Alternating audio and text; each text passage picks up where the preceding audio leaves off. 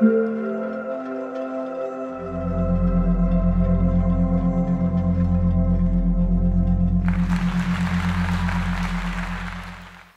whole life, I've been a big dreamer. You see, when I was a kid, I actually wanted to make it into the NBA. Now I know what you guys are thinking. Zach, you're a 5'7" white Canadian who can't jump. That's a pretty dumb dream. And you know what? You're right. But we all have some pretty dumb dreams. What's even worse is, as a kid, I had never considered when I would need to accomplish this dream by, or even what milestones I would need to hit along the way. Instead, I would parade around my high school and tell everybody about my dream. I wouldn't even hesitate to use it as an excuse for my poor grades or for not doing my homework. But there's some unfortunate news for all of us here today. We're all probably going to die without accomplishing our life's biggest dreams. Now, that's not me being a dick because I'm not in the NBA. It's actually statistics.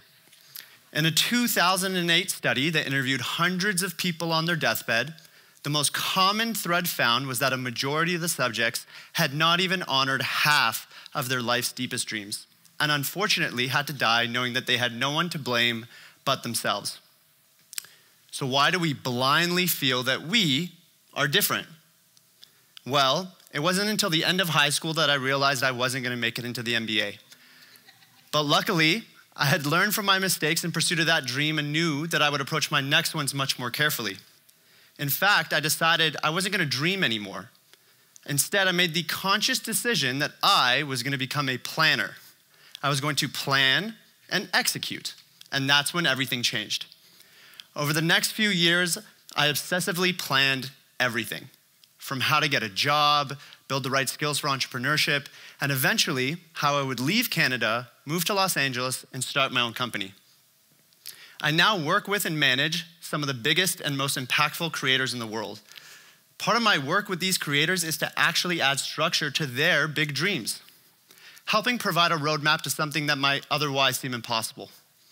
From helping Yes Theory bungee jump out of a helicopter with Will Smith, to helping Airrack go from 0 to 1 million YouTube subscribers in just a calendar year, or to helping the Cheeky Boyos surpass 1 billion views on TikTok, all of these dreams started with a plan. And I'll tell you guys the same thing that I tell all of them. Screw your dreams. The world has too many of them. They're over-glorified and serve humanity no good. We need more doers, those who are executing a plan. Because while you're dreaming about it, someone is out there planning for it and executing on it. Back in high school, I had never even actually taken the time to consider the level of training and commitment that was needed, or what other areas of my life would need to be sacrificed in order to even have a shot at making it to the NBA. And that's how I believe 99% of us here today interact with our dreams. And thus, why we only end up realizing when it's far too late that we have not even attempted to accomplish the things that we say we want most in life.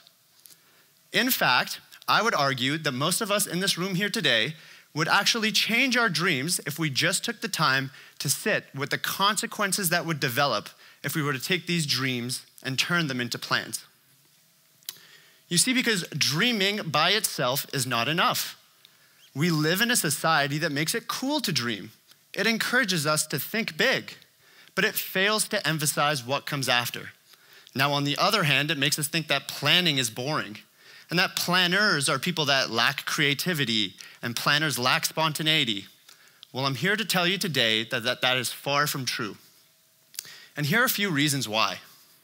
First off, planners set due dates. Due dates allow us to reverse engineer and build a plan. We humans are genetically predisposed to leave things until the very last minute. We know this to be true when it comes to projects and assignments, but we rarely consider the similarities when it comes to dreams. We believe that life is long and that there'll be plenty of opportunities in the future where we have nothing better to do but take action on our dreams. This is just not the case. If you're not actively spending your life working towards your biggest dreams, then you're probably just moving through life, attending to your most surface level wants, or even worse, the needs of others. When I wanted to move to Los Angeles, I didn't just say that it would happen one day. I actually made myself a due date. I promised myself that I would move before my 25th birthday. I told myself that if I didn't, I would book a flight from Toronto, Canada to Los Angeles and move without any plans. Scary, right? But the pressure was on. But in fact, it almost became easier to put the other pieces into place now that I knew what limited time constraint I was working with. Once planners have a due date, they then tell a friend. They designate this friend as their accountability partner. They make sure that this is someone who is trusted and has their best intentions in mind. But they only tell one friend. Do me a favor, if you're in this room and you have a dream, don't tell your teachers, don't tell your parents, don't post it on social media, and please, please, please, do not put your dream in your Instagram bio. You see, when we put our dreams on display for the world, we often receive premature praise for them. This actually gives us a rush of dopamine that makes us less likely to follow through and do the work associated to accomplishing this dream. When I was in high school, it was part of my identity that I was gonna make the NBA, and that was a mistake. It was such a part of my core that I had actually neglected to do the work necessary to make up for my obvious genetic shortcomings. Today, as a planner, I hate telling people my dreams. I recognize that everybody will just find out about them when they actually come true. Anything before that is really just for my ego. Don't tell people your dreams, just show them. Now, I've often heard people call planners realists, which I guess by definition makes dreamers idealists. Now, I think this is most true when it comes to forecasting problems. It should be no surprise to everyone here today that accomplishing your dreams is going to be hard. Like, really hard. Planners are not naive about what it's going to take. Things go wrong, shit happens, and we have to adjust in order to be successful. If we're not prepared for hurdles along the way, then we're just going to get discouraged at the first sight of an unforeseen issue. Planners will actually take the time to write a list of all the foreseeable problems that they might face along the way. Then they'll make another list of all the potential solutions that they would use if they were to face these problems down the line. As they become more experienced and develop closer to their dreams, this list of problems will grow. And that's actually what they want.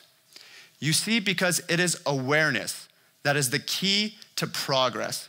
We have to be willing to know what problems we're gonna face down the line, and our plan needs to take into account our unique strengths as well as our unique weaknesses for dealing with these problems.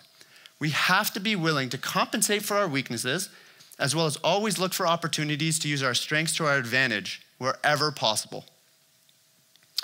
So yeah, I guess I didn't accomplish my childhood dream of making it to the NBA. But to be honest with you all, I far prefer my life as a planner. I know that we believe that dreamers are the happiest and have life the best, but from my experience, it's actually the planners who end up getting what they want out of life. Ironically, it's the planners who live the dream. Because most dreams are left unaccomplished because we do not develop a game plan for achieving them. It is not a lack of effort or desire that leaves these dreams unattained, but simply our inability to develop the game plan in the first place. Thus, dreams are just unverified goals. So why wait? If you're here tonight and you have a big dream lingering in your mind, pull out your phone and text your best friend.